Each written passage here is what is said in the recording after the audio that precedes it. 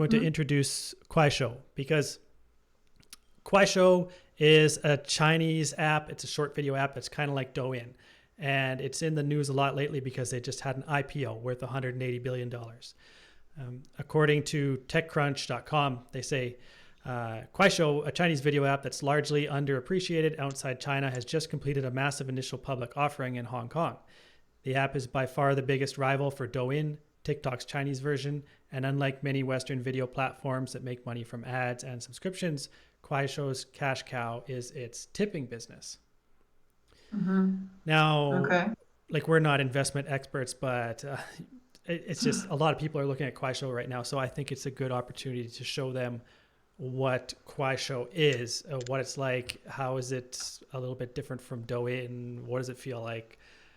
And I have used it a bit in the past, but I don't keep it on my phone. It's just too silly and addictive for me. So let's check yours. You're the short video expert, so let's check it out on your phone and tell us what you think.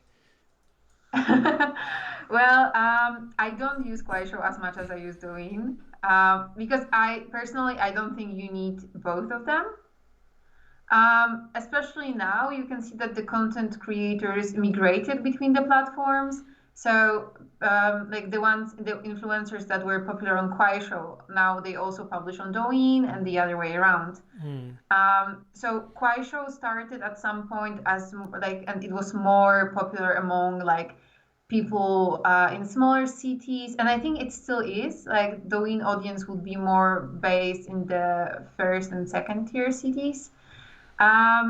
And then Douyin still has like double the number of daily active users. But I would say that right now, if you use either of two, you could be fine with that. Okay. Yeah, so the content creators would just put the same content on Kuaishou, on Douyin, or Xigua, and everywhere else. There are obviously some differences, just as you said, that Kuaishou relies on the tipping business, which also means that they have much more live streaming going on compared to Douyin. I even saw like some data comparing Kuaishou to Taobao in terms of live streaming and selling through live stream. And what else? I think that the recommendation algorithm is slightly different as well. So on Douyin, you would get recommended the content that is already very popular. And then, so it's better for people that are already kind of established. While on Kuaishou, you have a better chance to build your content like from scratch if you're a small business or like someone who wants to become an influencer, something like that. Do you think that it's usually the same kind of content on Kuaishou and Douyin, or is there some content that's different on Kuaishou? Like, is there some content that of certain topics is more popular on Kuaishou? Well, I would say that there are still more videos on Kuaishou that are a bit less stage. Okay. So I see more like this kind of dance contest or stuff like that. And then there's still maybe like content from the village on Kuaishou. But again, I use Douyin a lot, so they get my data and they know what I like. And on Kuaishou, I'm relatively new, so the content is more generic, right? Right. So I just see a bit of everything.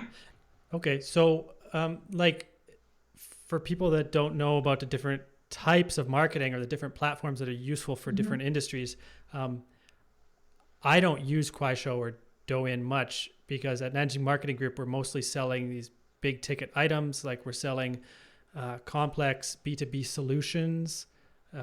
Like, for example, we might be helping a IT manager choose a complex firewall solution that's very valuable. And that is it's not as so much a fit for Douyin or Kuaishou. It's more of a fit for platforms like Zhihu, for example.